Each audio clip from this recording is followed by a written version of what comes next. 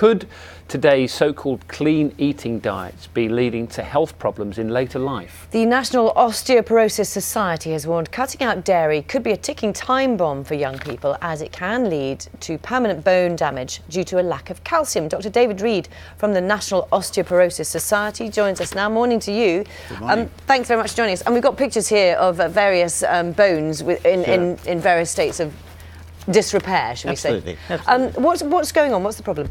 So the anxiety is that some of the new diets that young people are using now between their age of 18 and 30 or so will have an effect on their bone health in later life, and that will make them more prone to developing osteoporosis and fractures that we're trying to identify now by people being getting risk assessment and DEXA scans at the age of 50. But this will make them more prone to those problems when they get into life. And it's important to know that after we stop growing, our bones stop growing at the age of 16 to 18, the bones are still consolidating, so they're still developing some strength and some increased mineral and within them. And if we are not taking sufficient dairy products or calcium in our diet, if we're not getting sufficient vitamin D, and if we're not taking some exercise, then those problems are worse.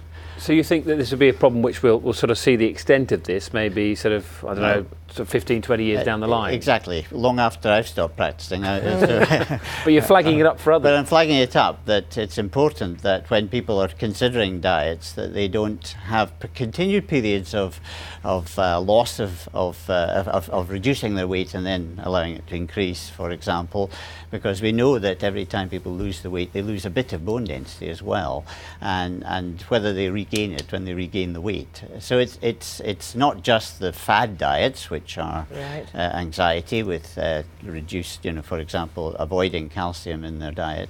Don't need huge amounts of calcium, but we do need a small amount, and it's important not to exclude it completely. Okay, so you mentioned three things there, didn't you? You said calcium, vitamin D and exercise. I mean, everybody will want to know, so how much of each do you need? What should you be doing? So a pint of milk a day. A pint of milk a day gives you the calcium Sounds that you like would quite a require. lot. It is quite a lot, but there are other things that have calcium in them, for green vegetables, for example, some bread, some healthy foods, and any dairy products. Or if you can't take dairy, soya milk, for example, is supplemented with calcium, so you get the equivalent amount. If you are missing out, and let's say someone 20 years down the line discovers that they're having these problems, can you replace it? Can you catch up? So yes, you can't regain all the bone that you might have lost through your adult life, but you can slow the rate of loss or even reverse it a bit later in life. And the important thing is there for people in their 50s, men and women, although it's more of a problem with women, men and women, to get the risk assessed and to have a bone density scan if they think they might be at risk themselves, and then that can be passed on. That risk can be passed on to their children to say, you do something about it now while you can. And very interesting. Thank you very much. Thank you very much for going to talk to us about it. Pint of milk a day. Should be swigging after the programme.